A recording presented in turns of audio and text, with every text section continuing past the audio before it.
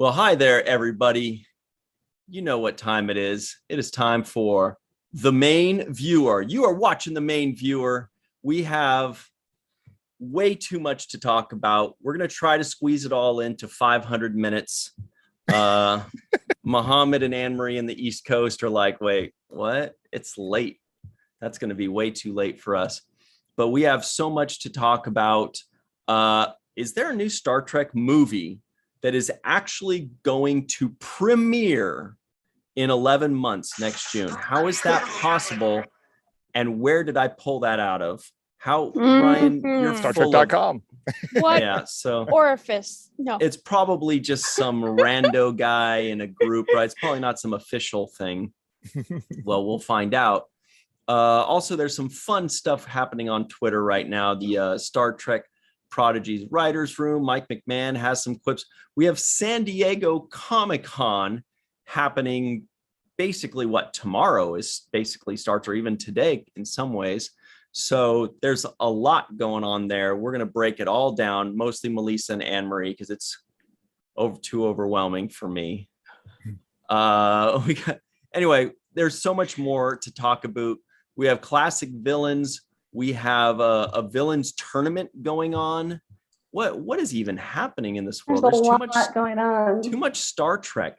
There's somebody named Ed Is there Spielers. such a thing? Wait, and this is such a thing? This is the off week, like where we aren't even supposed to get anything until San Diego Comic-Con. Right. The news is supposed to happen at Comic-Con, but anyway, that's what's so cool about Star Trek nowadays, is that it just keeps on coming. So let's introduce everybody.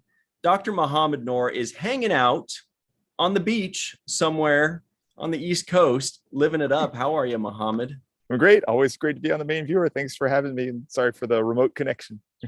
No, you actually have the best connection out of all of us. Where in the beach? What beach is that? Nags Head, North Carolina. It's on the Outer Banks. Head?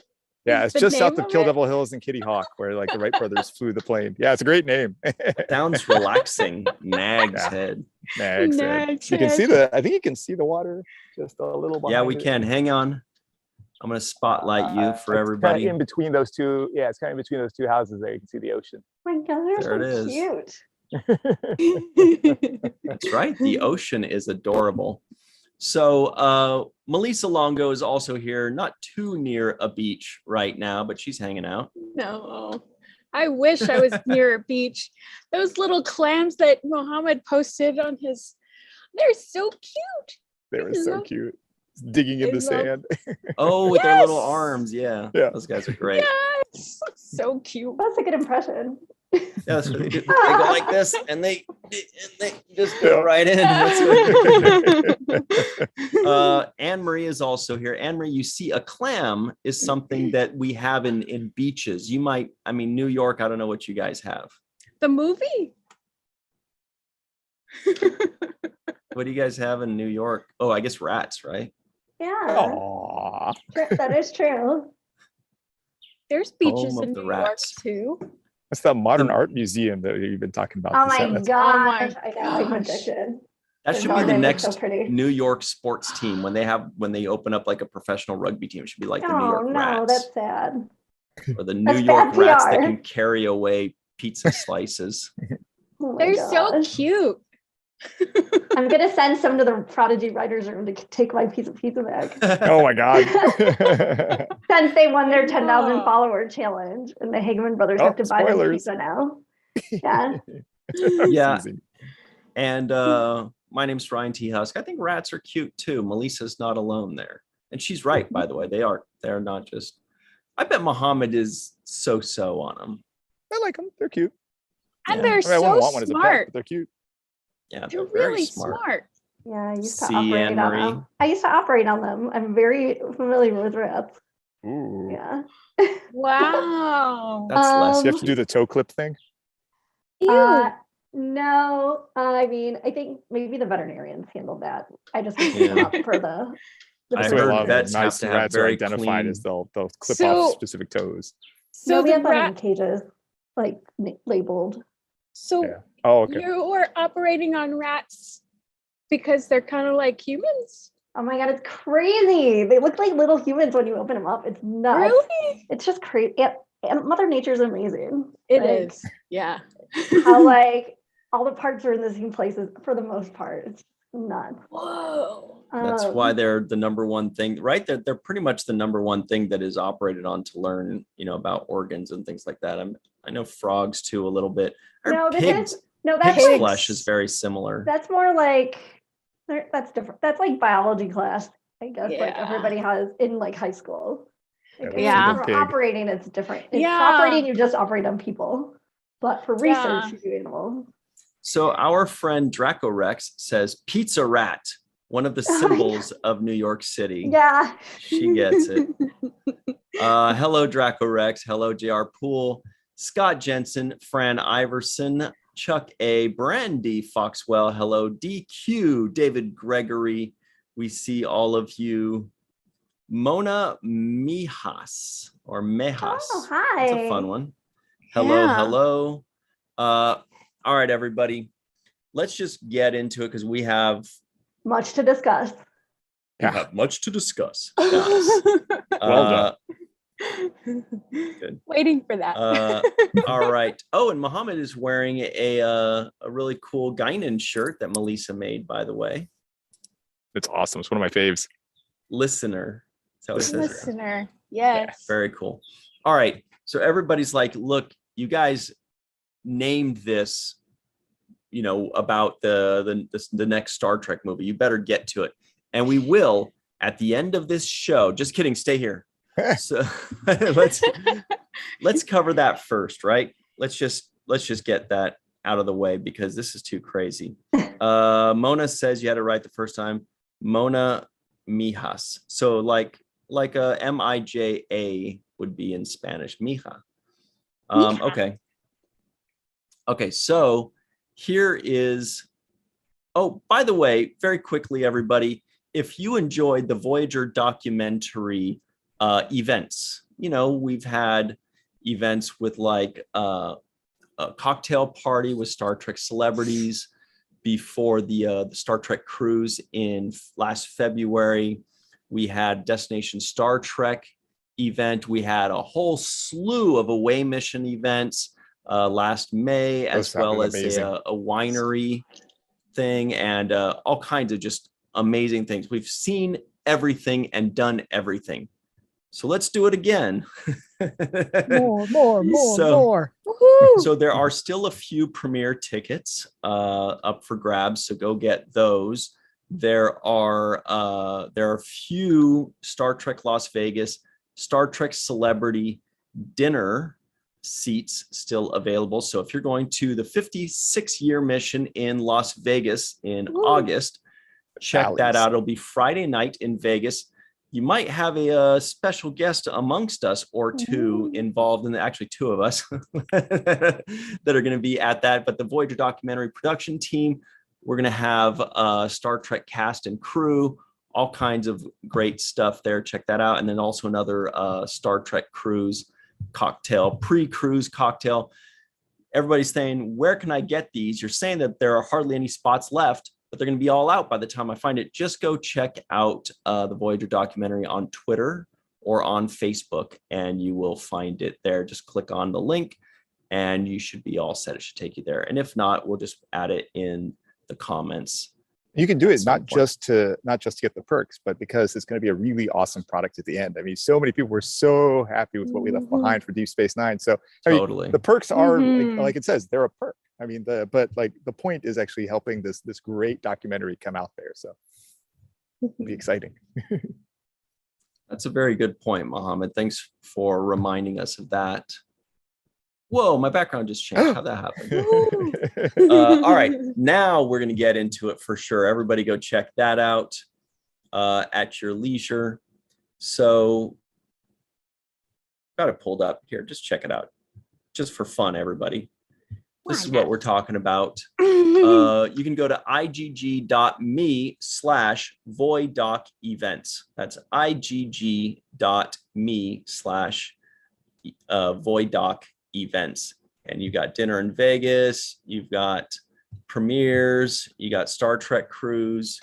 Easy. That way, there's a general contributed link there, right between those two too. There was just you can just contribute. Yeah, that's a good one. That is a good one. And don't to forget make the tip product jar. amazing. Yeah. Okay, so here we go, everybody. Here's what we're really talking about today. So where did we find this? Some Reddit user, 74631? No. This is actually on StarTrek.com. It's on freaking StarTrek.com. So it can't be like that far off from someone reality, right? That's true. How was this not big news? How is this? It says today, Paramount Studios announced that they will be releasing an untitled Star Trek universe movie on June 9th, 2023. As of now, the film is untitled. Wow, film is untitled. And today wasn't April and Fool's film Day. is untitled. Wait, that's less than 11 months from now. How is this possible? So weird. Wow. The title part doesn't bother me at all because it's not like the titles we've had for the Kelvin universe movies have been so informative of the plot. Like, oh, there's just totally. Star Trek. I just thought it was funny Into darkness. that it said an untitled film. Beyond. The film is untitled. Yeah, and they're like, really mad we at just the want to make title. sure you guys got it. We don't have a title, so stop It's a asking. motion picture. Wait, it's gonna be called like Star Trek: The Voyage or something like that. Yeah, what's the title? what was the title? Oh, Star Trek, the Pinky. The Pinky. Star Trek 14 or Star Trek 4. I really hope that that doesn't stick where they start like rebooting everything. They're like Star Trek 1, Star Trek 2. Yeah, just call it 14. Right. I like that. We're going to get confused otherwise. Otherwise, when I'm looking for thumbnails, I'm going to Google Star Trek 4 and I'm not going to get what I'm looking for. Yeah. There be whales. Yes. JR Poole asks, LOL, is it Axanar? Ooh, not touching that one. I like Peter H. Star Trek Untitled. Elisa, are you touching that one? No.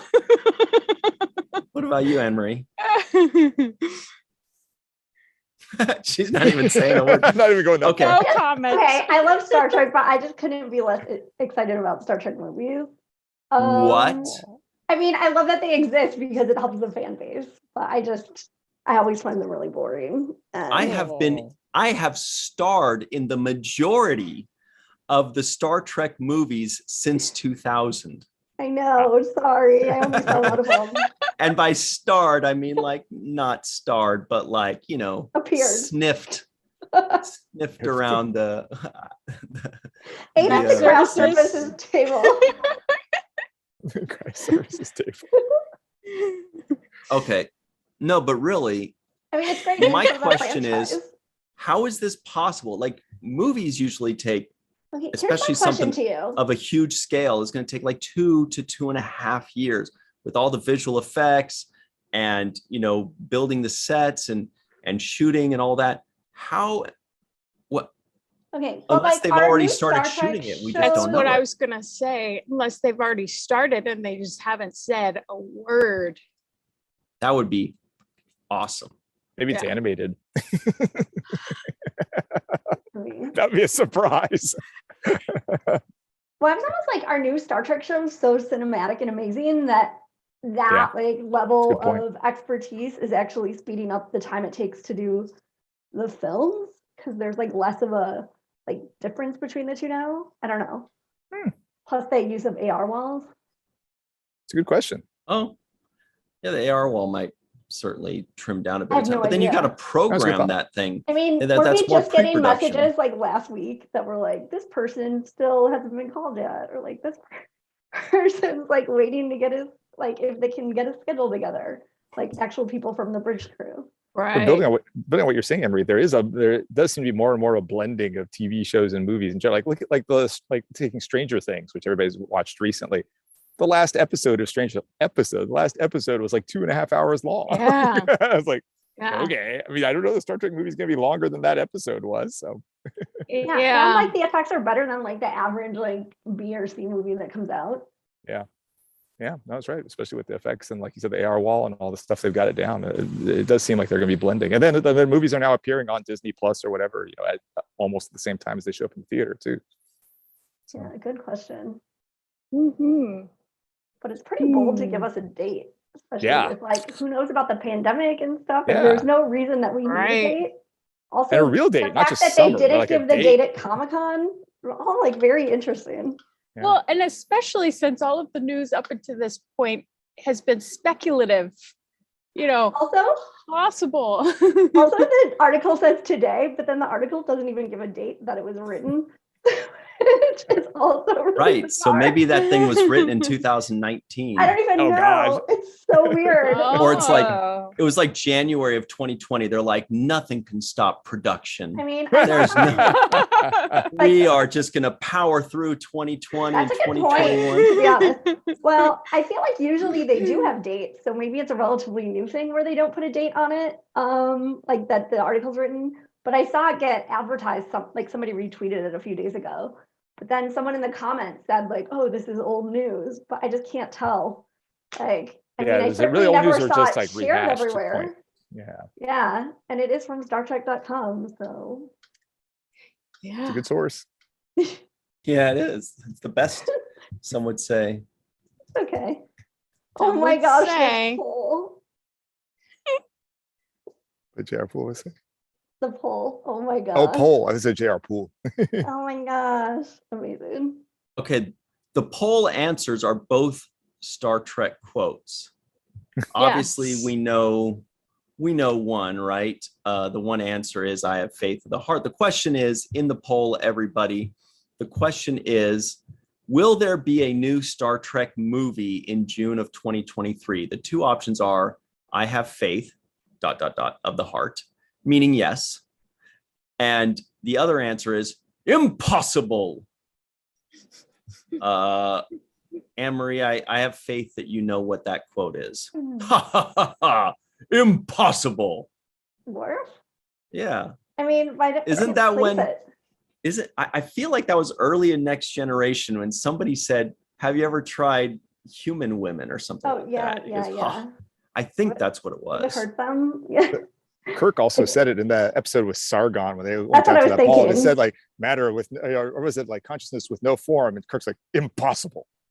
Or was it? Yep, I was totally thinking that. No? Oh, maybe. The Q, when Q was like ragging on Worf. Maybe. Walter Ian K has a great placeholder title for the new Star Trek movie, Star Trek Placeholder. So probably no less informative than the ones we've had from the last. Might it be that it's not a Kelvin timeline movie? Possible. Because let's say they haven't shot it yet somehow it's going to come out within 11 months. Maybe that means they've already got the sets built and that's what the costumes built, and maybe they've got all the makeup and prosthetics built. Maybe it's a Discovery movie. Maybe it's a Scott Benson says, what if it's a time travel movie and the whole thing takes place in the woods, no VFX? Yeah, or like Picard season 2. They're like, oh, we magically transport back to 2024 and then hang out at a bar and talk and stuff. They can knock that out pretty quickly. It takes place at a film studio. Oh my goodness. I'm helping make sure TOS gets made. Yeah. I'm gonna do my best Picard and say speculation. That was good. What do you guys think? I don't know. I'm just baffled by this because I feel we don't like even get theories in this timeline. That's the crazy thing, right?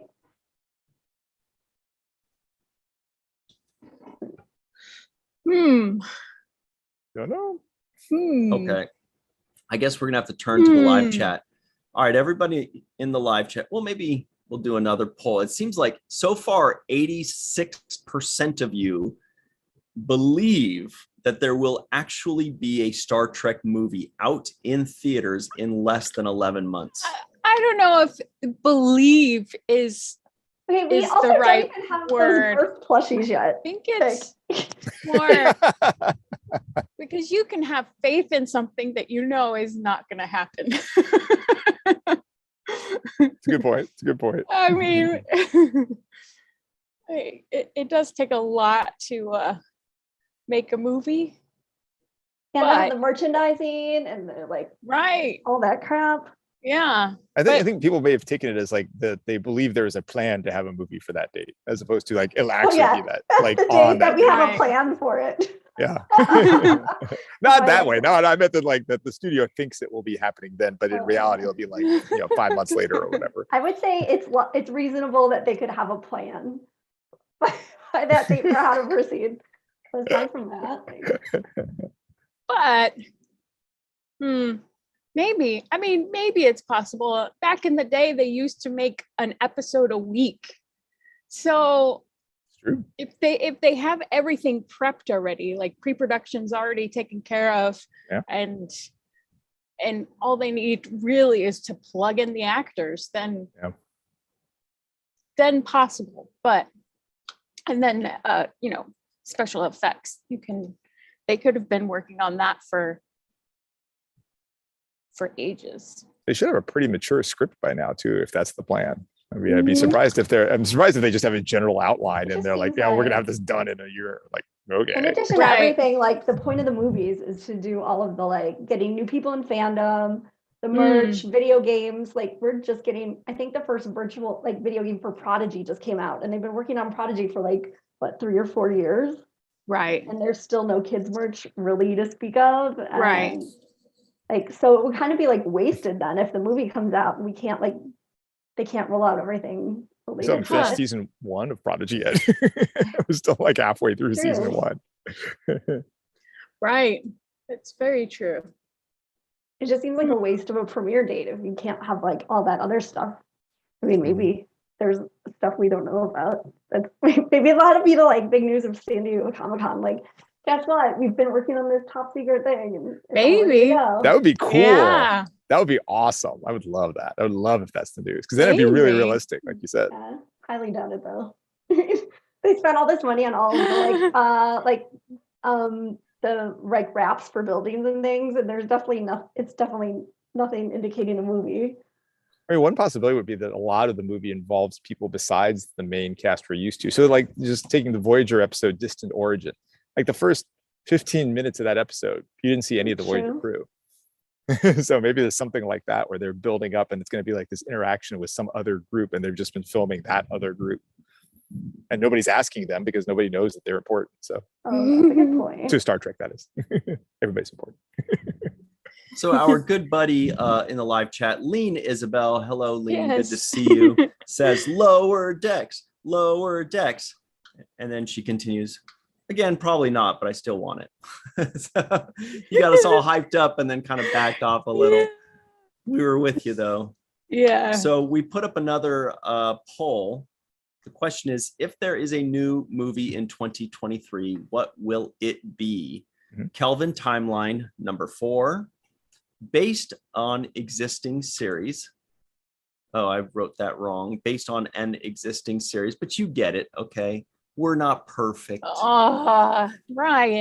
You notice when I make a mistake, I say we are not. We. It was my fault. I messed him up. I was distracting him in the chat.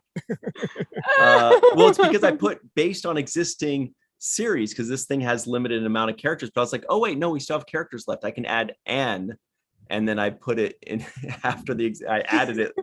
Anyway, whatever.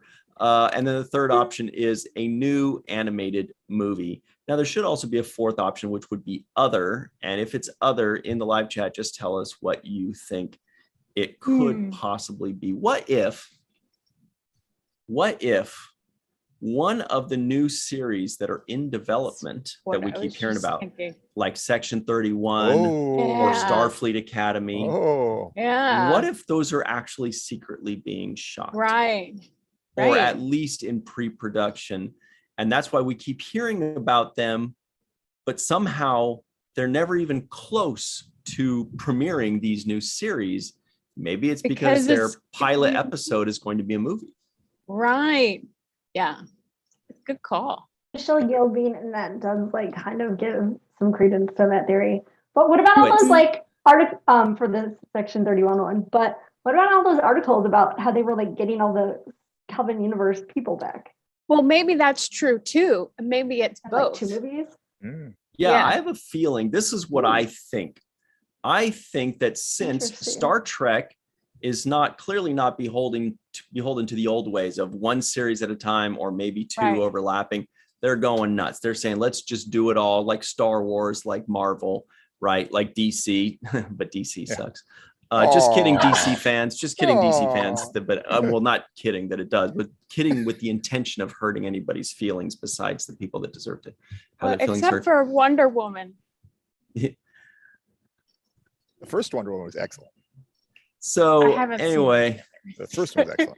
I know I'm emphasizing the first one. Yeah, I haven't seen the other one. Can I confide in you three that I've only seen one DC movie in the last 30 years. Wow. What? Wow. Only seen one DC movie in the last maybe 32 years. I don't even know what DC movie means. Like the Batman, the one that just it's the grades it's the grades they deserve to get. But your theory works well. Well, that movie was the first Wonder Woman that came out a few years ago. And then before that, the last one I'd seen like in whatever 89 or 90 was the first Michael Keaton Batman movie. Oh, and that's so it. Oh, wow. That's quite a gap. And then before that, I think Superman movies, which were great. Oh, Sorry, yeah. Yes. But your theory works well for the idea of like something with Section 31 or Michelle Yeoh, because she went through that Guardian Forever. She could have come out in the Kelvin universe because they had already established that Kelvin universe in the episodes immediately prior to that. Right? Okay. Wow. Stop like Muhammad. They're just building up Ryan's idea. Really feasible. Yeah, I mean that easily could work. Ooh, I like this. I could. That's clever. That is interesting. That's a good one. Yeah, well, because that's kind of the point, which is I don't think they're beholden to anything that we're used to. Like they can just mix the movies and although the movies and the series were still kind of separate. Yeah. So maybe I don't know. Maybe this is the crossover we've been hearing about too. Maybe this is it. Yeah. Maybe it's not a crossover between these other things, but it's that. So it actually would solve a lot of problems if that's true. Yeah, and what I'm thinking is that the point I was getting to was that I don't think that the Kelvin movies will be the only movies that Paramount CBS release. Right. I think that they're not just going to say, okay, we've got the Kelvin timeline handles the movies and everything else is on series. I think there's going to be more to it. This is just out of thin air, but I think that maybe we've been waiting so long for Kelvin movie number 4 that maybe Paramount CBS is sneaking in another movie between 3 and 4 that is not in the Kelvin universe. Just kind of like how Star Wars between episode 7, 8, and 9, they put in like a solo movie. They put in Rouge One. How a lot of people kept spelling it somehow on Facebook. That about makeup. Rouge One. They kept spelling it Rouge One for some reason. It was a common misspelling for Rogue. I really like that movie. Wow, it was great. Lights coming on. Oh yeah, it's super smart though. Like, I mean, I've been racking my brain trying to think about what that crossover they always like allude to might be. That totally could be it. Brilliant. So maybe they're trying to do, or like if they're really ambitious, and it seems like they are, maybe they're trying to do what Marvel does, which is, look, you have the Revenger movies, right? The Revengers, and and they have Revengers 1, Revengers 2, Revengers 3, but then they put in like Thorb and Iron Guy and the Incredible Husk in between all those, right? And like and Cant-Man, they put all those things in there. Oh. And so maybe, but they're all kind of intertwined. Yeah. So maybe they're just, they're going to do that with the movies and the series. They're going to start to cross over and intertwine these things more. Because like you guys were saying, they keep hinting about this. Maybe there isn't just going to be one crossover. Maybe they're just going to start melding everything together finally. Going with like Michelle Yeoh too, she'd be like the perfect person to do that crossover because she's so busy. Like it'd be easier probably to do a film schedule than a show schedule. Oh, great point. Right. That is a great point. And she's so booked up for movies. Yeah. Coming up on Star Trek Infinity War.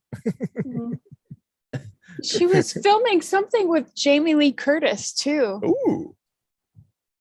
Jamie Lee Curtis as a retired Vulcan ambassador, right? I think perfect. She was a disheveledly dressed Vulcan ambassador. So you actually saw images from it. Okay. Yeah. Well, Dracork says Ryan is on fire. It is hot in LA right now. Not as hot as other places in the country have it worse than we do for once, right? Yeah, like Texas. But still, it's warm. England. Yeah, jolly old fiery England. Yeah. Okay, so let's see what everybody said. Okay, so the poll, Anne-Marie, since you were asking, looks like 59% say it's going to be Kelvin Timeline number 4. 37% of you say it'll be based on an existing series, one of the 5 that are currently happening, or maybe it'll be called Long Trek and it'll be part of the Short Trek series. It'll just be like a really long, short trek. It does say movie. It doesn't say feature length, right? It just could be a short film. Or 4% of you say it'll be a new animated movie. What if? That's a Marvel show right there. What if? What if it's part of it? What if the animation is part of all of those things? I mean, what if it's Who Framed Roger Rabbit? Ricardo Montalban. Oh, yeah. Who Framed Ricardo Montalban? Or Captain Philippa Georgiou. The other thing is those the SETI 4 eels or whatever, right? The SETI eels mini series that they're talking about. What if that's in some way they just have so many projects in the works and so many but I think that was like floating about. Talk of that is not just like an audio podcast. You're right. That's right. We did cover that. But they still do have a lot of material that they could run with an initial movie. And it doesn't have to be the Kelvin as which she's excited about this prospect. By the way, the when I said the Incredible Husk, for like the Incredible Hulk, everybody, that's been a long-standing joke in my family for many decades. My mom used to call my brother and my dad and I the Incredible Husk individually, I guess the Husks. But then now, so I got that as my Twitter handle. Incredible? But I got that on my Twitter handle way back in the day. Okay, I just got it the other day. But now I'm like on Marvel, they just call him the Hulk now. They don't call him the Incredible Hulk like that TV show from the 80s where every episode he would end up going like, where am I? What happened? And then that Bruce slow Banner. Music walking. Oh, I love the music at the end. And he's in his underwear or whatever. Beautiful song. But now I'm like, should I change my Twitter handle? Because now it doesn't sound like a joke. It doesn't sound like I'm making a play on the Incredible Hulk. It just sounds like I'm going, I'm Incredible Husk, which just sounds terrible. The Amazing Husk. Come on. Oh my God, that can be the sister profile. Like I'm a magician or something. No, but like with all the other stuff that you could stream online now, the new Incredible Hulk can inspire people to go and watch the old series, which they would then get the joke. But it's a great joke, so I don't think you should change it. Speaking of great joke, Walter Bill Bixby and Lou Ferrigno. Yeah, very good. Walter Ian K says Husk, the high fiber family. Is that a corn joke? I think it is. Pretty good. Yes. Well, you don't want to know what my buddy Darth always says about corn and digestion, but anyway. Oh, no. Anne-Marie's your sister in here? So Chuck A says, hi, Anne-Marie's sister. Galenda is here. Hey, Galenda. Yeah. Hi, Rose Kirby. Rose Kirby says, hey, do you know it went to 42 degrees, 107 Fahrenheit yesterday in Derby? Wow, or Darby. Was that your sister, Anne-Marie? Oh, you're muted. That's why we couldn't hear you. Yeah, like my neighbors must be like power vacuuming upstairs. Oh, no. For a second. But no. Hi, Becca. That's my brother's girlfriend. Oh, cool. Rebecca's in Becca. Hey, Becca. Nice to meet you. Hi, Becca. Oh, who's also I have watching Orville now. So we'll Oh, yes. we'll flip her yet. Yeah. Are you embarrassed that Becca is watching what you do? Are you like, oh my God, she's not even a Star Trek fan. She's gonna think I'm such a nerd. Oh no, she's aware. I got her. She has a Captain Nog Forever sweatshirt. Oh, nice. That's amazing. She's gonna watch Orville and chill on Fridays too now. I'm not sure. I feel like they have lives. Like unlike me. I do stuff Fridays. Watch it after. It's on YouTube. Oh, I like this. I like this. You know, we like nothing if not saltiness. J.R. Poole says a Trek short film that'll still not be nominated. Parenthetically, still salty about the lack of award hardware. That's nice. Yeah, although if it is a short film, they might be nominated for an Oscar in the short film category. Totally thinking that. That's a great point, Melissa. Possibility. They should make all the short treks short films then. They should just say it's a series of short films. Right. Rather which than they are. That to get Emmy nominations. So like I feel like they could just carry it over into the short film genre. Yeah. Mm-hmm. All right. So I think we strayed away from the movie talk, but any final thoughts on that? Because just excited there's movement, given that this has been something that's been teased to us since like 2016 or something. But see, part of me just says there's no way. It's not movement. It's an old article. It comes from WeGotThisCovered.com or something like that, right? We got freaking everybody robot at home. Everybody at home. If you see an article that sounds like amazing news that nobody's heard before, and you want to be the first to share it in a group, but it's from WeGotThisCovered.com, don't share it. The reason nobody's heard it is because it's not true. It's never, they're just 0 for 1,000. They're just clickbait. Shout out to our buddies at We Got This Covered. You must make good money off that clickbait. But anyway, just trying to save you guys from a little bit of embarrassment that it's never accurate. But no, this is StarTrek.com. Right. It's legit. And heartbreak when people when you realize like it's from We Got This Covered and they're not real. Definitely happened to me a few times. Yeah, same. Oh my gosh, Mohammed, this background is so beautiful now. I know. I love it. It's getting dark. I don't know if you can see the water. I'm coming to that extra room. Oh yeah, you can. There you go. See the water, still a corner of it there. I love sand. Yeah. So pretty. Beautiful. Thanks. So Beach relaxed. houses. Mm-hmm. Nice. Yeah, Draco Rex right says, really or giant freaking robot. Yeah, exactly. This. Donnie Pearson says, avoid giant freaking robot as well.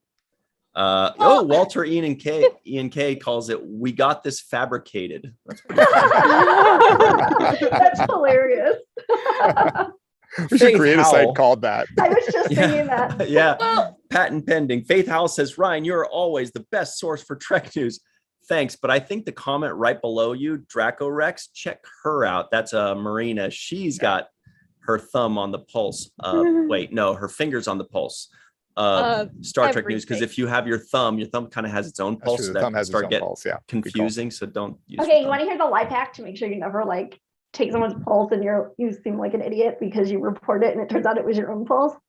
So use your finger. This is what I do. I use my finger, but then I put the other ones here.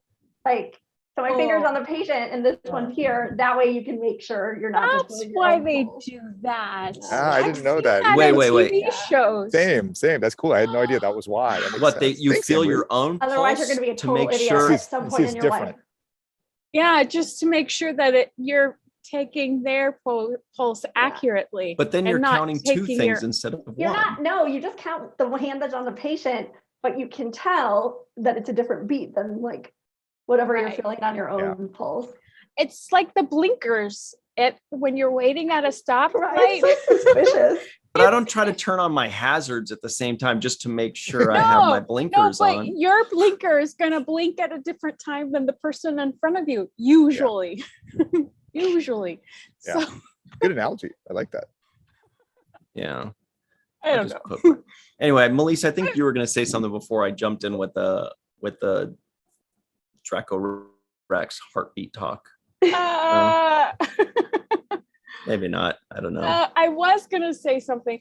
Oh, yeah. I was going to say something about giant freaking robot because it throws me off because there's a production company that puts out films and television shows that are Bad giant Robot? freaking Bad Robot. Oh, it's Bad Robot. Oh, yeah. Okay. Bad Robot.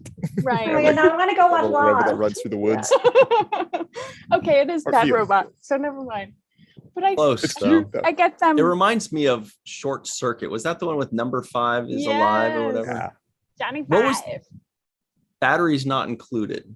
Oh, Oh, my yeah. gosh, that was so good. Oh man, that's a too. while back. Little I like floaty it. guys. Jessica Tandy and Hume.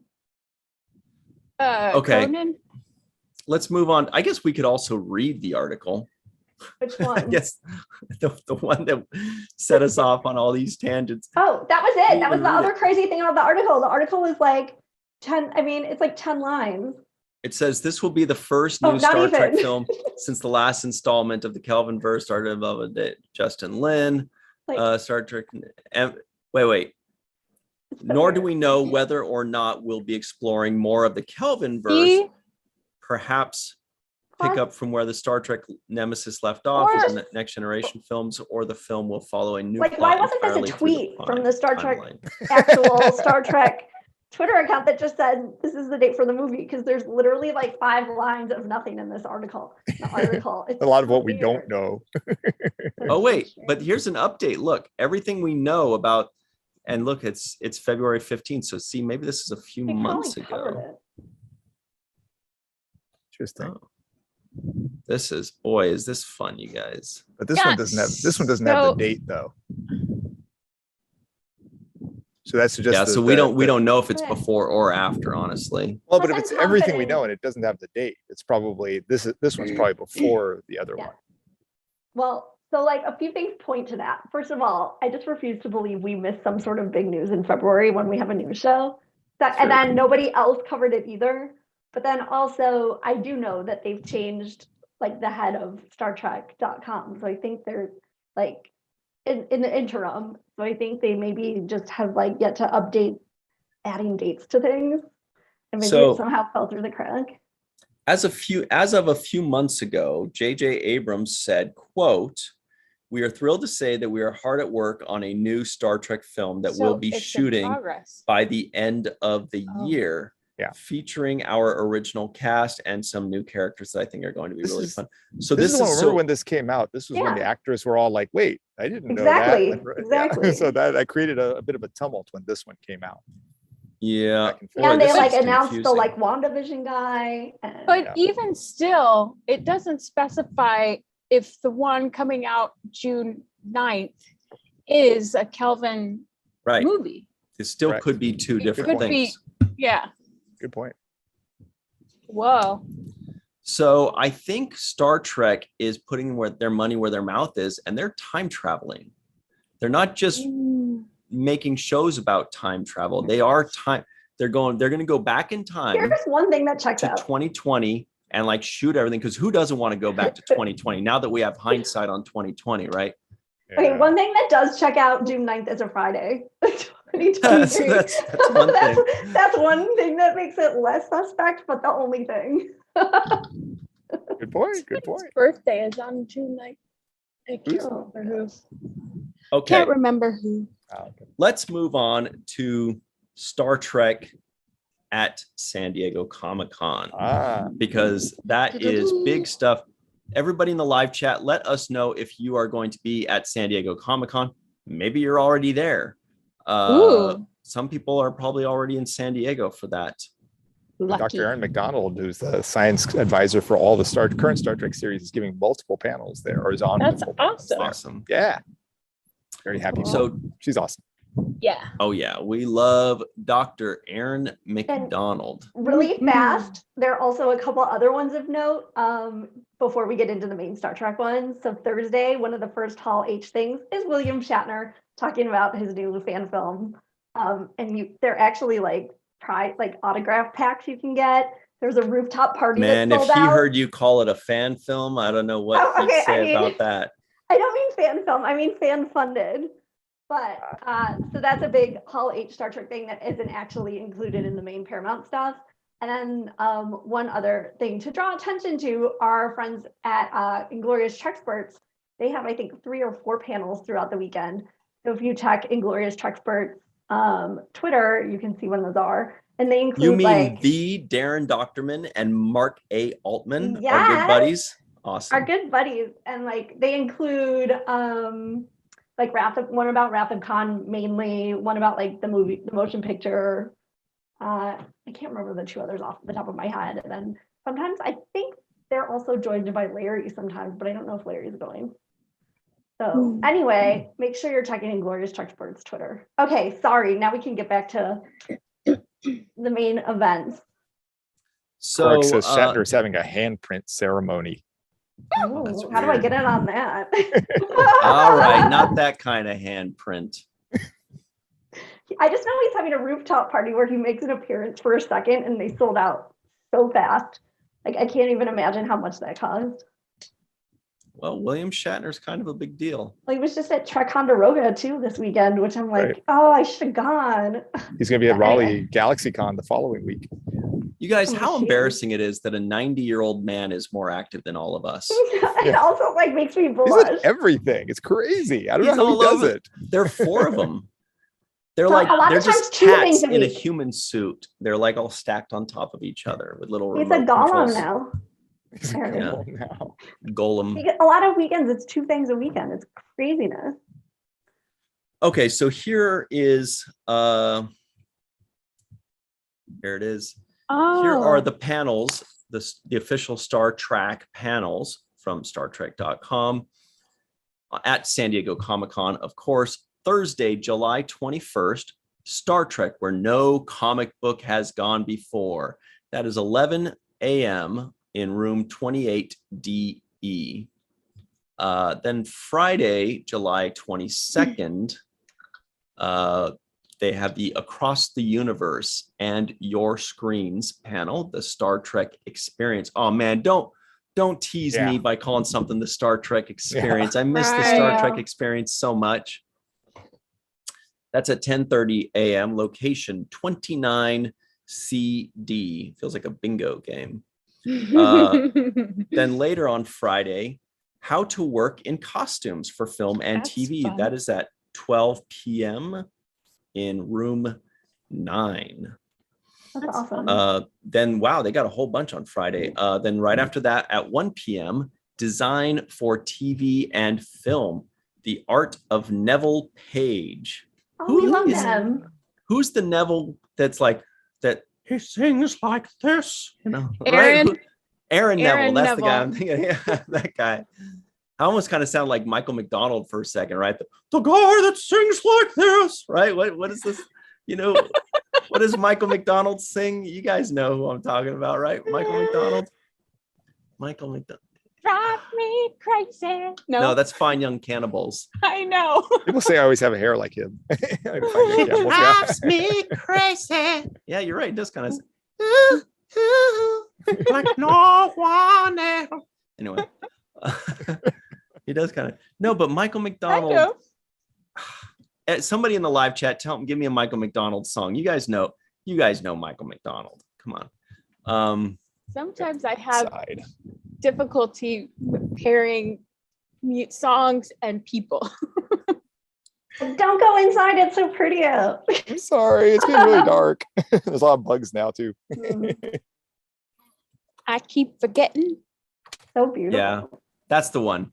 I keep forgetting we're not in love anymore.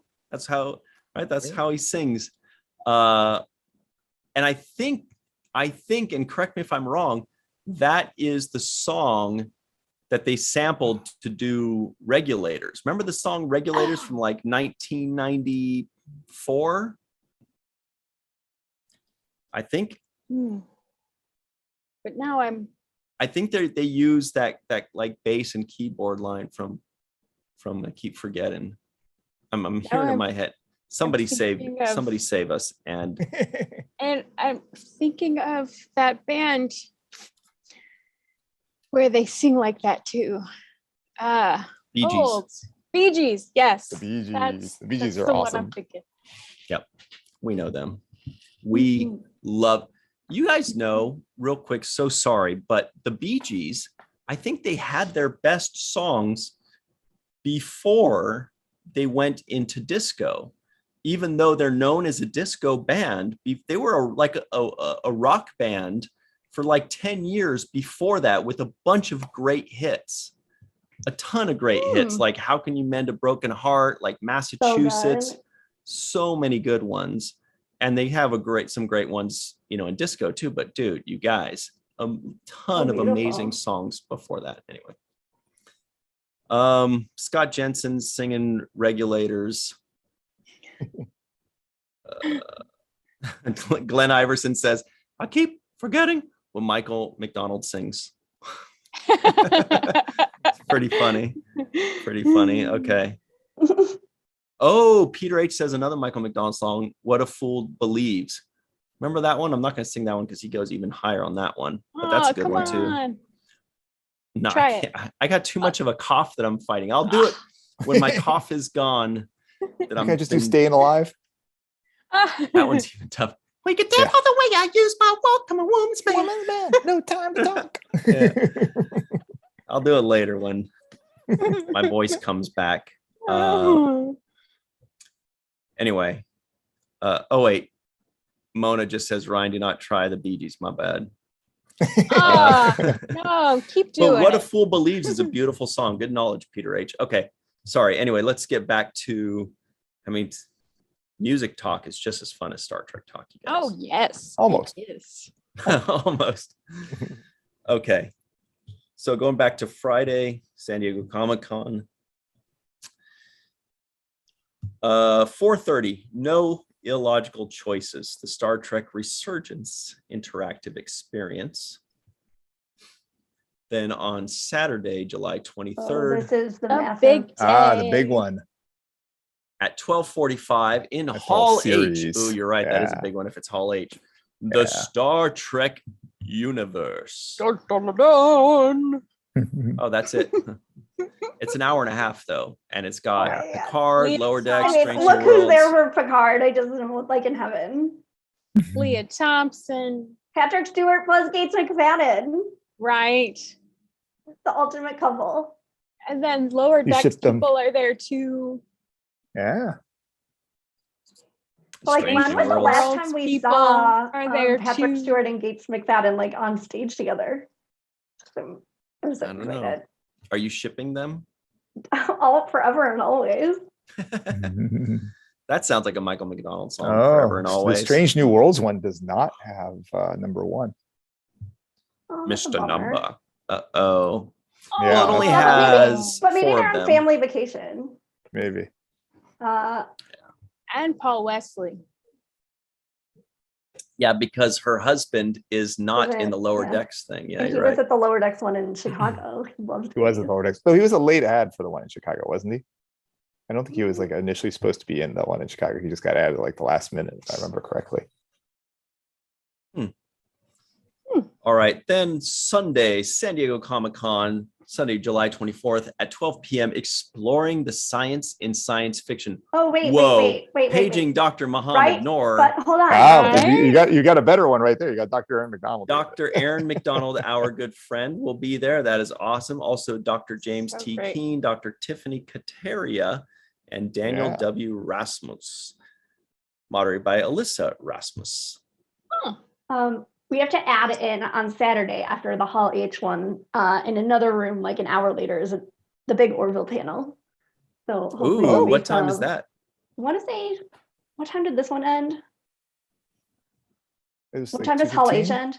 I think it was 2:15. Like, is that right? It might be 3:45. Yeah. It's like about an hour later in a different room. Like I want to say like ballroom 20.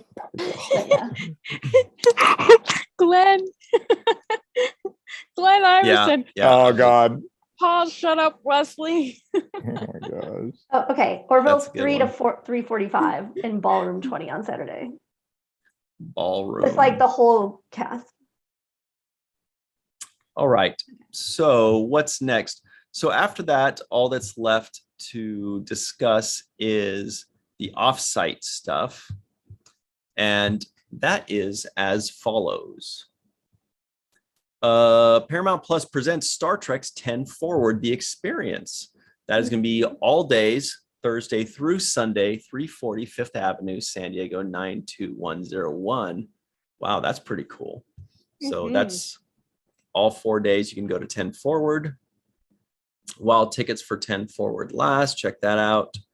Pretty radical. So on their Twitter, it looked like you could actually maybe even walk up and get stuff like from a window. But I mean, I don't know for sure. You'd have to check Star Trek Twitter, but it looks like in the setup, it's super cool. And they have like, they definitely said walk away or walk up. So I'm not sure like what the hours for that are. Okay, good to know. Then on Thursday, July 21st, there's the Paramount Plus X Fandom Party. That's for people that don't like Star Trek anymore, I guess. At the Hard Rock Hotel rooftop. There isn't a time on that though, so that's epic. Check that. Then there's the Wrath of Pecan Cool House ice cream truck. Yum. Ooh. Saturday, July 23rd. Oh yeah, they had 10 pictures a.m. of to that 6 on p.m. Twitter. They had pictures Yeah, of they that, were just of that in thing LA.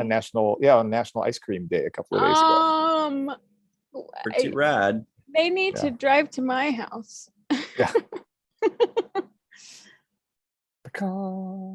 Yeah. And then they have an interactive booth space at booth 3529. They should have a booth B, right? Booth B. Oh my Ah, god! good Cool call. would I that like be?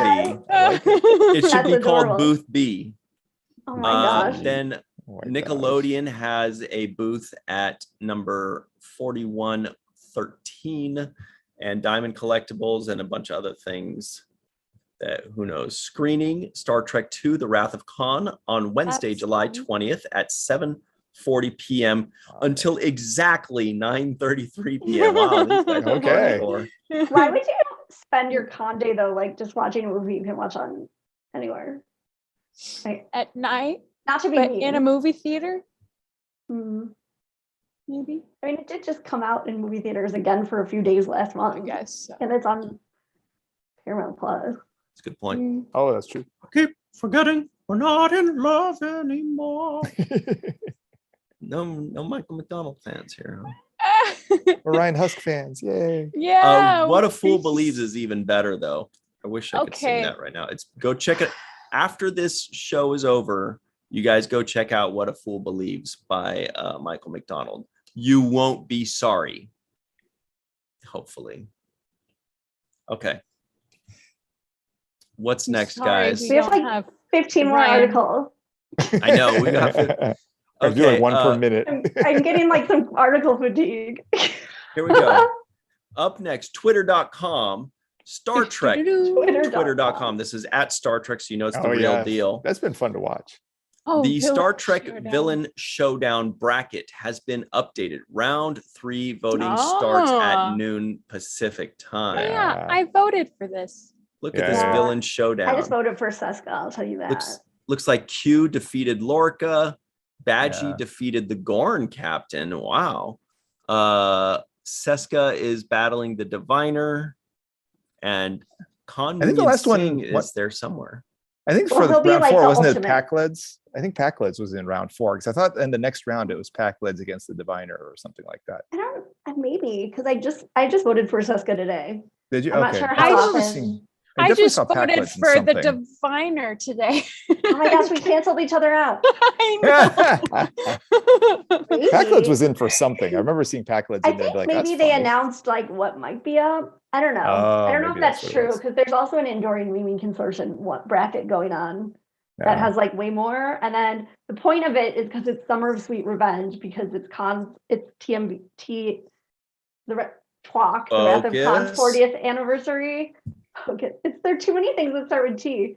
The Wrath of Khan 40th anniversary, which is what that like revenge summer thing and the ice cream that's pecan flavored. It's Oh, yeah. all to Gosh. advertise for Khan. That's why like whoever wins the bracket will go up against Khan. All this talk of ice cream. Oh my God. I could go for some cookies and cream ice cream with extra junk on top of it, like caramel or like extra Oreos, or just crumble a Snickers bar on it. Brownies and yum. Kitty litter. Fuck it. That'll really be a rocky road. Turn it into a rocky road. Oh my gosh. Okay. So speaking of Lorca. Staying on Twitter here. Yeah. Speaking of Lorca. Okay, speaking of Twitter. Okay, fine. A fellow by the name of Jorg Hillebrand says, since at Mike McMahon himself mentioned this in the excellent audio commentary of An Embarrassment of Duplers on the Star Trek Lower Decks Season 2 Blu-ray, get it? Here he is as a Vulcan admiral. That's all so hail cool. the chief. Wow. That's so cool. Well done. Well done. Cute. Yeah. York just With like the is such an amazing sunrise. Twitter follow. He always catches everything and does like these amazing like computer enhanced tweets where he'll like go like one TNG episode and then find the same like prop in another episode like years later. It's just amazing. All right, Anne-Marie, is this where you're trying to lead us here? Our good buddies at trekmovie.com. Yes. Jason Isaacs has talked with Star Trek Strange New Worlds showrunner about returning as Prime Lorca. You know how I feel about Lorca also. And the Star Trek Strange New Worlds showrunner said, no, thank you. No. And then Anne-Marie said, it just says they spoke. That's all. It doesn't mean that it's going to happen. The article has more details in there. Yeah, Looks like he really wants to do it. Depending on the story. Exactly. Depending on the story. If it's a good story. No matter what. He loves being in Star Trek. Yeah, it's just trendy to say depending on the story. He's been begging to come back to Star Trek. Totally. I remember he does those like homemade web movies asking to come back to Star Trek. I'm like, come on, dude, you're gonna do it. Do we think that Denise Crosby was, when she left Star Trek, she's like, well, I'll come back depending on the story. We'll have you die again. Okay, well, here's the thing. You'll come back as Romulan. Okay, I'll do it. You'll come back in a scene at the final episode. Okay, I'll do it. Yeah. Yeah, but I get what I mean. If they write something that he doesn't really feel great about, then reserves the right to say no. Yeah.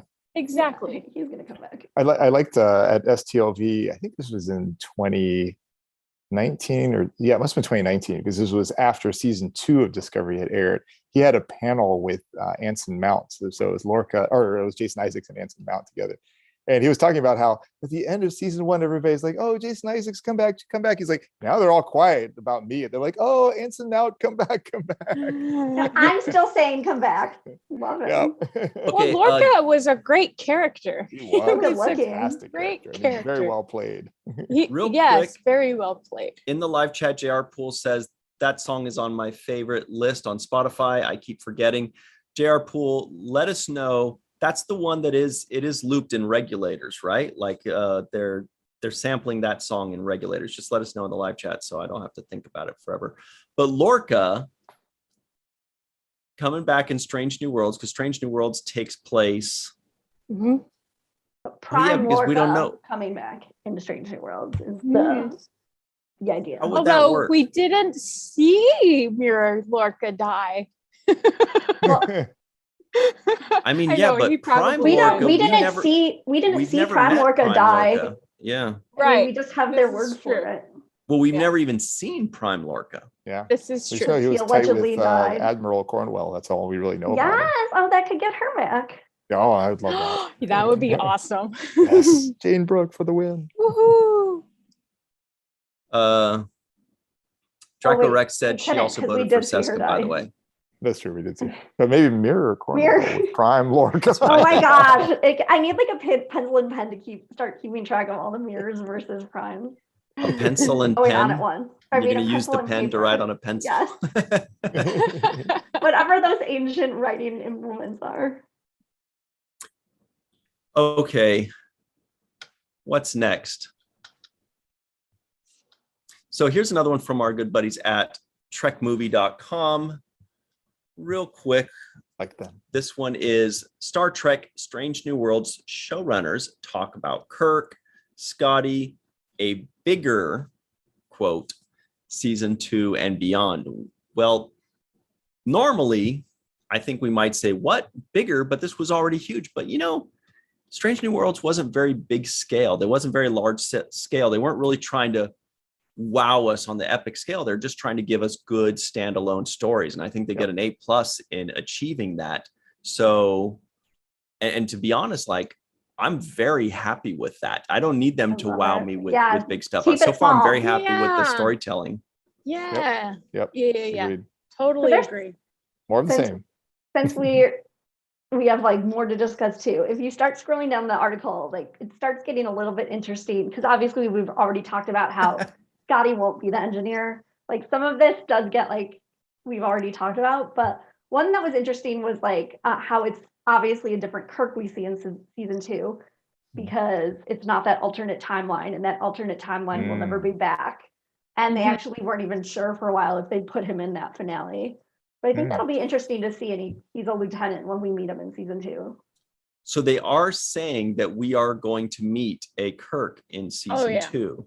And it says the Kirk we're going to meet in season 2 is totally different. Is a totally different person than who we meet in the finale. Interesting. Because it's real timeline. But it'll still be the same actor. Yeah. Just playing a different Kirk. The interesting thing is like before the finale, we didn't know that Kirk was in season 1 because it was just caught like on the streets of Toronto. Like he was caught filming season 2. And then that was all that they had announced. Henry Alonso Myers says we'll see more James Kirk in season 2, but he's not this 2266 Kirk. We're not jumping ahead to 2266 like we have in the season 1 finale. He also said the Kirk that we're going to meet in season 2 is a lieutenant who is on his way to becoming a first officer in the fleet. He is not yet the person we've come to know to the same extent that Uhura and Spock and Chapel are not yet the person that we come to know on the original series. There's still some growth and things that he's going to go through that we want to explore. Wow. Cool to think about. Yeah. It's an interesting parallel in terms of what happened with him, like what happened with the guy who plays Wesley, what's his name? Sorry, in TNG.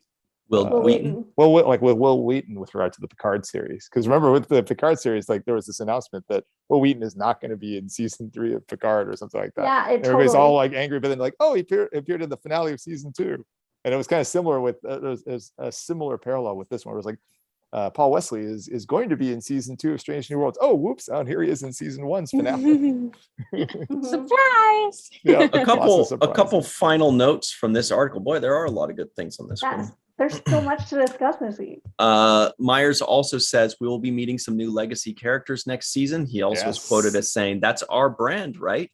I think it's safe to say that yes, we will meet other legacy TOS characters on Strange New Worlds at some point in the future. Oh, it doesn't say season 2. Right. And Alex Kurtzman says, I will only say this. We all love the idea of crossovers. So when and if they materialize is still in the air. But we're looking really hard and we might be able to say yes to that question really soon. At least that's my hope, he says. Maybe like 11 months.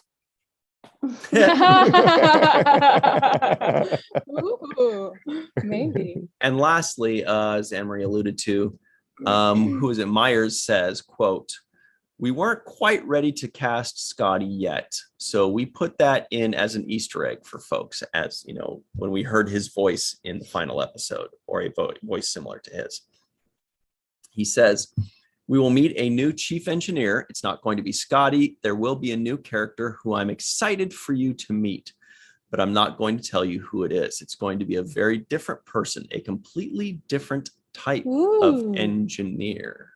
I hope it's an alien. And not a human. I hope it's an alien. That would be cool. All right. I'd like to see more. Some of the other articles they said they have like alluded to like Roger Corby as being from What Are Little Girls Made Of, being like one of the people who's under strong consideration.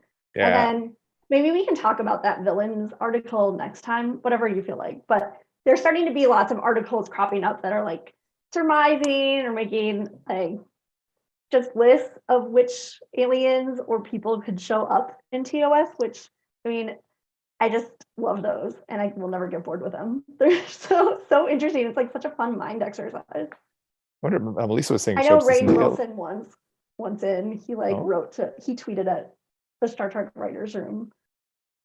Melissa was saying she ups this in, sorry. Oh, that's it. Melissa was saying she ups this in Alien. I wonder if it'd be a Tellarite, because Tellarites have been sort of underutilized, even though they're some of the founding members of the Federation. So it'd be kind of interesting to bring a Tellarite in there. That would add for some interesting dynamics, because they're so like gruff and things. And Muhammad, if you knew which alien it would be, you would tell her, right? Tellarite. You wouldn't keep it from her. Dude, I would love a Tellarite engineer. I love Tellarites. Isn't that what you played?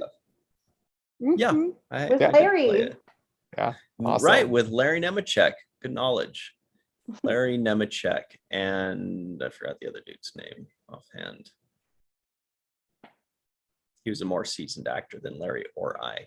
Very good actor. All right, guys, what do we want to hit next? We're flying through these. Heavy.com says, good old Heavy.com, our good buddies there, says, which classic villains will return for Star Trek Strange New Worlds Season 2? And they've got Khan, who is that, Core? And what's his name? Harry Mudd. Oh, actually it says it right here. Yeah, Mudd, Core, and Khan. So they are making a few guesses. They talk about Michael Burnham. Let's see. Do they make Michael any guesses? She's not a villain. No, she's going to become a villain in Season 2 of. No, I'm just kidding. I don't know. Her time during her. It just says, Anson Mount certainly enjoyed a level of popularity as Captain Christopher Pike, which his recent predecessors, Sonequa and Patrick, have been unable to avoid. In fact, the Captain Michael Burnham actress even addressed the unhappiness of many fans recently. Yeah. She is quoted as saying, the fan base for the franchise as a whole, and the fan base for Discovery in particular, is a highly intellectual, loyal crowd. Woo-hoo. Martin Green told the Radio Times in a July 7, 2022 interview, quote, these are very intelligent people who have such a depth of passion and heart and loyalty to the franchise. So they have an ownership. They've carried it with them for years, and it's meant a lot to them. You know what? Can we go ahead and climb up on a soapbox for a second here and say, thank goodness Sonequa is such an eloquent human that knows how to speak with the fans, and she says things in a way that I'm so proud to read, because to be honest, I don't really like how a lot of us treat the fans that maybe critical, are a little sour or a little grumpy or a little, averse to change. Yep. And yeah, maybe they deserve to be made fun of, or maybe they deserve to have our nose thumbed, but I don't like it. I think that we should just be a lot classier and just accept the fact that a lot of Star Trek fans, like Sonequa says, they're very intellectual. A lot of them are socially awkward. A lot of them are nerds that hide behind a desk, or a lot of them are people like me that pretend to be extroverts, but they're really introverts. And there are a lot of these people that are averse to change. It's like growing up, maybe they were depressed, maybe they were lonely, maybe they were picked on, and Star Trek was their only friend. And sometimes these things, we don't want them to change. It's like their comfort blanket that they had, or their teddy bear they've had since they were 7 years old. And maybe when things change, a lot of us are like, cool, something different, something new, awesome. And other people go like, well, I want the old Star Trek. I liked how it used to be. I don't want them to change to new Coke flavor. I liked old Coke flavor, or whatever. And, it's not really a right or wrong thing. And I do think that we can't help but be a little harsh on them, even though some of them can be too harsh on Star Trek. But I think that we're better than being harsh right back to them, rather than just being a little more understanding person. And go ahead. No, it's just like bullying, and everybody has feelings also. And I mean, it's amazing how eloquently and graciously Sonequa handles it. Yes. But it's just, I mean, I can't even imagine living with the incessant comments and being added on Twitter like day in and day out, and people making like actual careers out of hate watching your show. Totally. And it's just, I mean, like they're the ones who need to get a life. Like, I mean, it's just so rude. If it's not for you, then you don't have to talk about it incessantly. And pick a different item off the buffet and move on.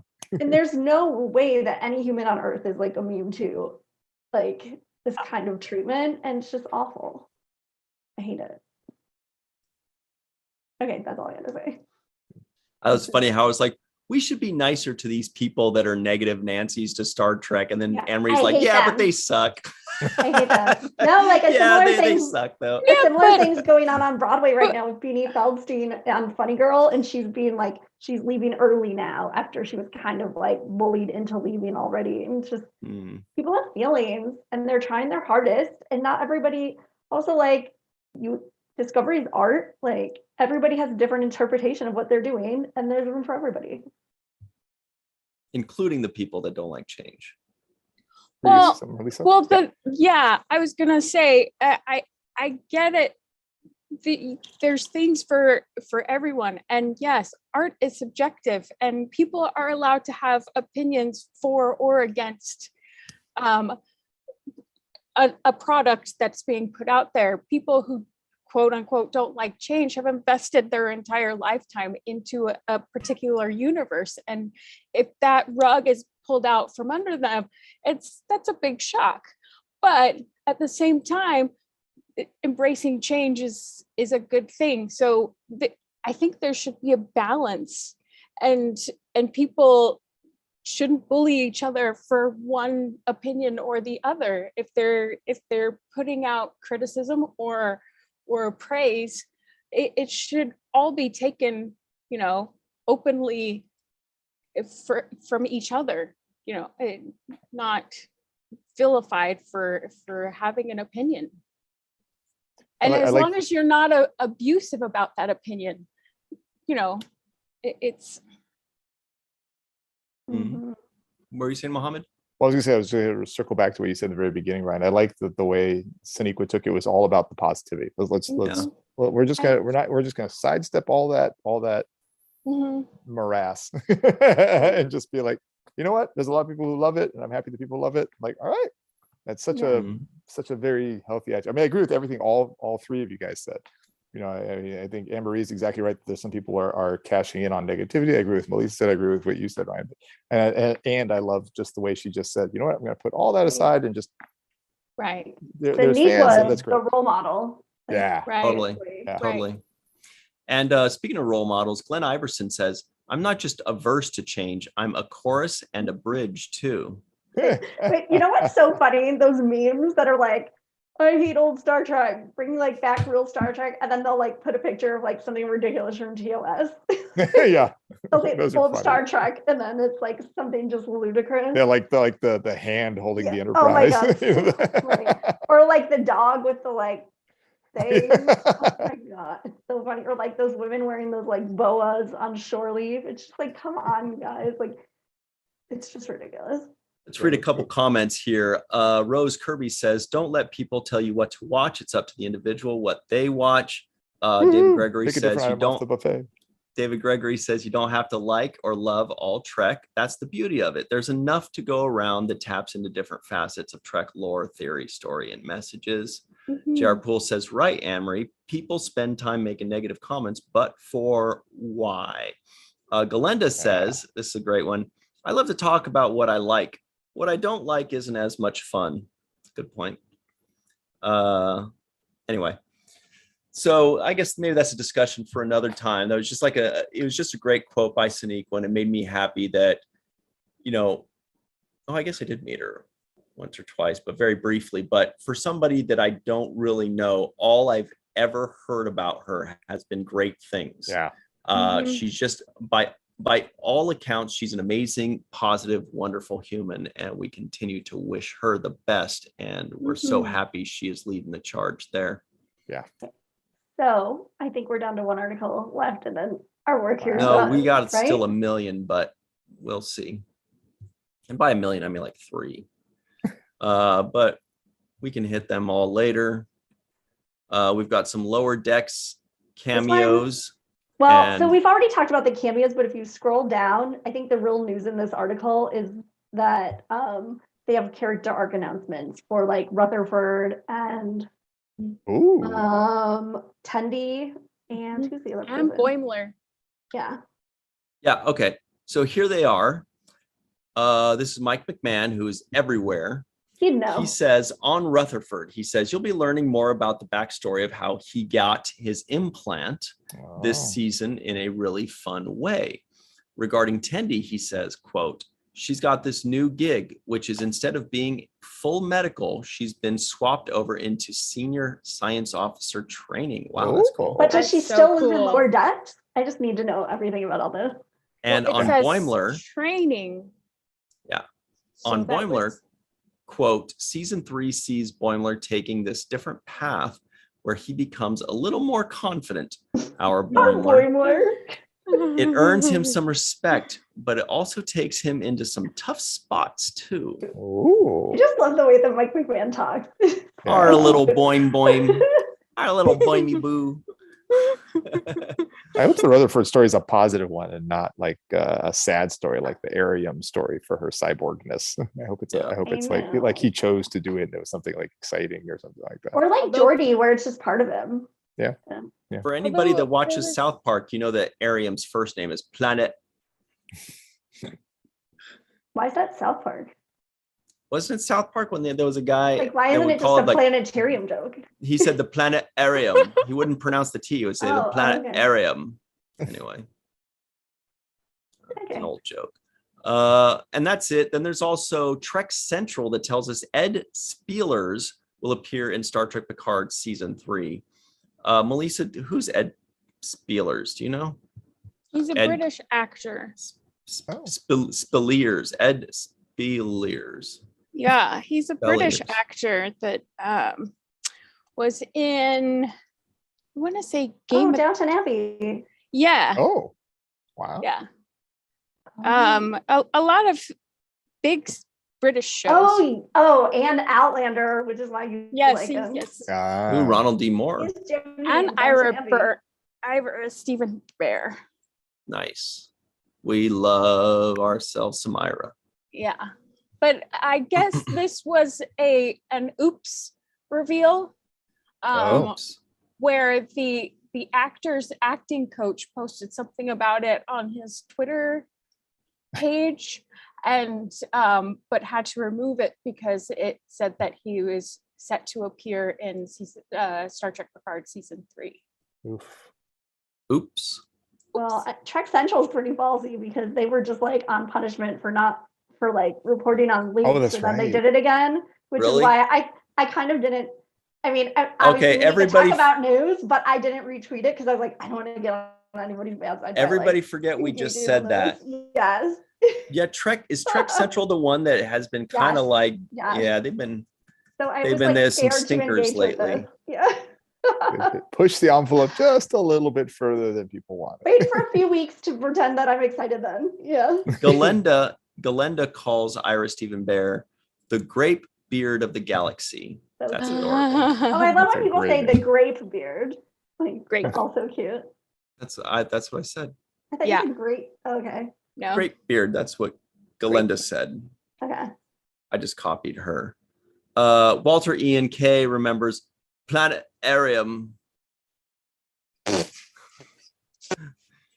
And lastly, you guys, we would like to give a nice shout out to the Star Trek Prodigy writers because their Twitter account has reached 10,000 followers. So here is the announcement. What does that mean, everybody? You are going to get your socks knocked off. Pizza. They're going to give us pizza, right? I wish they were giving it to us, but I know. It says, I'm like, Pixar, it doesn't happen. This is Aaron Waldke, our good buddy Aaron Waldke, who, writer, producer on the show. He says, "We did it, cadets. The Star Trek Prodigy Writers Room now has 10,000 followers, which means the brothers Hageman now owe Star Trek Prodigy Writers Room a pizza party for the ages. Well done, everyone. You've earned your pips and a special commendation." Let's retweet that in live I love one of the time. followers under there is named Murph's Turf. I love I that. know. Smurf. I want in All on right. that. Also, pizza. how many followers have Murph in the title is the other question. Oh, yeah. So many Murph Twitter profiles. Yeah. So that's big news. Everybody follow the Trek Prodigy Room and everybody follow Aaron J. Waltke and congratulate them on their pizza party, because you guys, seriously, is there anything in this Pizza. world Stop better talking than a about pizza pizza. party? The only thing Save me better an than a olive. pizza Save me an party. olive. Pizza. Well, see, that's not my favorite, Muhammad, but Aw. olive. That's why you can save it for me. You can have my olives. I said, but olive. I know. Didn't even Olive. catch it. Oh I my love God. olives. Well, I just said that as a lie to make the I joke. know. I was gonna say you don't hate olives. I love olives. Green, black, ripe. Have you ever had olives off the tree? Mm-mm. No. What? It's so gross. Oh, Oh. They Well, it's that like was eating a not load, what I was Even grosser expecting. than normal olives. dude. Aw. It is inedible. It's Oh, truly is inedible. that like wine grapes? Like grapes No, that you that- use to make I wine. think that must be Oh. why they put them in vinegar or whatever they do to turn them into the kind of olives we actually eat, because they are inedible off the tree. So I wonder how the first person decided, oh, this tastes disgusting like this. Let's put it in vinegar. Yeah, Yeah. see what we can Or pull like off. bread. Let's take this Those- grass and put it together and grind it up and then bake it. Well, that's true. That's true. There's probably some Greeks because they're like, we have Oh. so many of these olive trees. We got to figure They're out a like way weeds. to use these things. Like weeds. Yeah. We have made it. We Mhm. are spam worthy Ooh, Okay, that's fun. ew. in the live chat. Oh, I thought we were talking about the food. spam. Oh, yeah, yeah. No, See? Oh. just saying. You've New made AI it when will you're. find a girl for you. I'm good. What about men? And then Oh. and then the new AI girl will turn around and kill you. Oh. Bring up the All topic right. from Friday. Call back. All right. So let's get out of here right after we talk about this fun week that we have. Yeah. Uh, Oh, do you want to yesterday- play the question first? you are so right. Even when Muhammad's on vacation, Wow, he's on it Muhammad. better than we are. It's because Yeah, he's come calling on. in from this murder she wrote. Study. He's calling in from the study. Look at this. Oh my I'm God. going to spotlight this. Look at this. Calling in. Oh, hang on. Julie. Jessica Blair is did it telling in the him. study. There you go. It's like the one. Yes. What's the movie with where the crazy woman Kathy Bates breaks the guy's feet? Yeah. Misery. Misery. That's the one. Oh, that's scary. Okay. Yeah. So the question of the day is, what character was adopted by the Vulcan ambassador Sarek? Is it Hmm. A, Sylvia Tilly? B, is it Michael Burnham? Never heard. You're saying Nechayev. Is it C, Spock, or D, Hi. Cybok? So the answers are A, She's trying to Sylvia hide. Tilly, B, Michael Burnham, C, Spock, or D, Cybok. You guys, well, I'll show you later. There's a Easter egg in this Wait. Star Trek Day trivia question of the day. Repeat them because I wasn't paying attention. I was trying to wave at Muhammad's wife. You don't have In to. French, we'd say troisième édition. She did say hi back. I don't know if you could hear her, but she did say I hi back. did hear. Oh, okay, I good, did good. hear. Yeah. The answers are Sylvia Tilly, Michael Burnham, Spock, or Cybok. Okay. All right, here we go. And there is an Easter egg on that card, by the way. Oh, exciting. Okay, so on Monday, yesterday, the Seventh Rule premiered our episode of Deep Space Nine, Season 7, Episode 2, our review of that episode, I should say, Shadows and Symbols, with very special guest, Nikki DeBoer. It's the full review. Nikki DeBoer, who plays Esri Dax, is amazing. Great smile, hearty laugh, lots of fun to talk with. And check that out on the Seventh Rule YouTube channel. That one was tons of fun. It is up right now. First episode on Seventh Rule reviewing, and awesome stories about working with Brock Peters. Hi. I didn't see her, but I hear you. She was ducking for a minute behind the counter. And wait, now I can find love in my city. Okay, sorry. I know. Oh my Someone god. was like, one time there'll be a spam bot for you. And now there is. Okay. Sorry. Okay. Sorry to interrupt.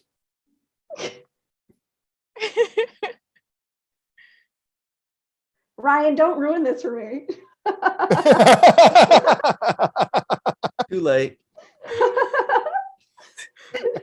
I hope you clicked on the link already. Okay. May I continue? Go. Go find love in your city. But before you do that, go to on Wednesday at 6 p.m. Pacific, 9 p.m. Eastern time. Falling Towers, watch the first with, what do you know, Melissa and Darth will be the very special guests, and Muhammad will be the special guest co-host. We've got Muhammad, Melissa, Darth, Shuey, and myself, and we will be reviewing, you guessed it, 30 Rock. I've never seen it before, ever. Find out if I wish I had never seen it still, or if I was happy I finally saw it. No spoilers. Then on Thursday, oh wait, nothing on Thursday, no new Star Trek. Sorry, on Thursday, treat yourself to going to the Seventh Rule YouTube channel and just type in a random word into the search thing and see if like some cool episode pops up, or go watch go watch an Aaron Eisenberg episode. Go watch our Discovery review of season 2 or season 1 of Deep Space Nine, or our Star Trek Las Vegas series of interviews. Aaron is all over all of those. Go check that out. It'll be an Aaron Thursday in a couple days. That'll be fun. And every time the song Werewolves of London by Warren Zevon, who's a San Jose native, by the way, comes on, think of Aaron Eisenberg, because that is a very storied song in the lore of Aaron Eisenberg. Yes. So then on Friday, join us for the Orville and Chill. That is 5 p.m. Pacific, 8 p.m. Eastern time. That is right here on the Virtual TrekCon channel. We'll be reviewing and discussing episode 8 of the Orville. The season's already almost over, so check that out. Should be a good time. And it's a big one. They like revealed the preview of the episode, and it's the return of, what's her name? The Mac? Return of the Mac? The Mocklin. The Macklin. Return of the Mocklin. Return of the Mocklin. Kavina? Yeah, I don't want to, I mean, obviously that's a spoiler, but go watch the promo yourself because it's amazing. Awesome. Wow. Yeah. Orville. And then on Sunday, this coming Sunday, the first segment of the Seventh Rule, this is on the Seventh Rule channel, first segment of our review of season 7, episode 7, Once More Unto the Breach. Remember that one? Very good Klingon episode with a very special guest. You guessed it, J.G. Hertzler. General Martok himself is with us, and he is tons of fun. Love that dude. And then should we even talk about next Monday? We'll deal with next Monday. That's the fun week we have. Nikki DeBoer will be on next Monday as well, everybody. So check that out. It's all Nikki, all JG, all the time. Tons of Muhammad and Melissa. There's Darth peppered in there. You guys are going to love this week. Anyway. He's so funny. I can't wait to see evidence of this.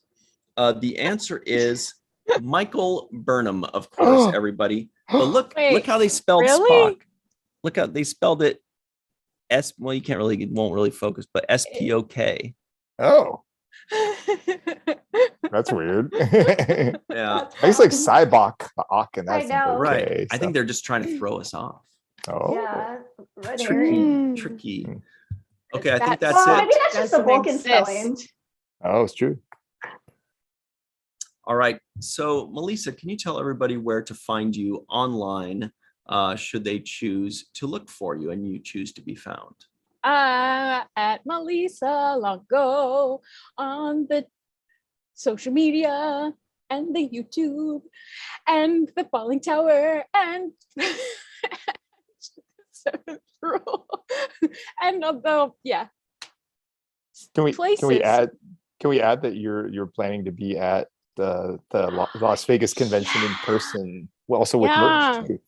With merch from Walking Art made by Melissa. Yeah. On that topic, Muhammad will be there as well. Yeah. Where can they find you besides Star Trek Las Vegas? Sorry, the convention formerly known as Star Trek Las Vegas in Las Vegas. Well, the hashtag they still have up on Creation's website is #STLV. Really? That's funny. Yeah. Yeah, I'm on socials, Facebook, Spoilers. Instagram, Twitter is Mafnor, MAF like Frank, N like November, OOR, or on YouTube is Biotrekkie, BIOTREKKIE. Woo. Thanks. Rose M. Kirby says, hey, I want to wish everyone happy moon landing day. It's been 53 years tomorrow, ago today. Well, yeah. The 20th. Neil Armstrong and Buzz Aldrin stepped on the moon. Wow, good knowledge, Rose. Thank you. Anne-Marie, where can you be found online should you choose to be found? At Anne-Marie Siegel 1, and then also major shout out to For All Mankind. If you're not watching it yet, you should be. And I just have to say that because David Gregory on social media wrote one of the most moving, beautiful posts, having to deal with like his own personal experience and For All Mankind's episode last week. And it is some good Star Trek. So if you're not watching that, you need to get over to Apple TV. It's amazing. Big shout out to Anne-Marie for helping assemble so many great news items for today. Thank you. And Melissa as well. And Melissa. Thank you, Melissa, too. I think I maybe looked at one Twitter thing, or what was the thing? I don't remember. Oh, the Star Trek, that Star Trek movie, man. I'm telling you, that blew my mind, which is probably why we ended up spending 45 minutes on it.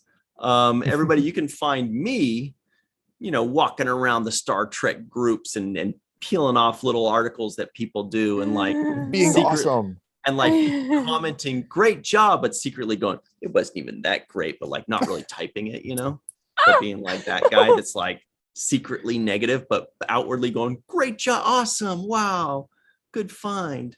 All right. And you can find me besides that right here on the Virtual TrekCon YouTube channel, as well as the Falling Tower YouTube channel and the Seventh Rule YouTube channel, and any of those three on Facebook or Twitter as well. You could probably find me on LinkedIn too, but I haven't touched it in like 10 years. So I literally have not even logged in or touched it.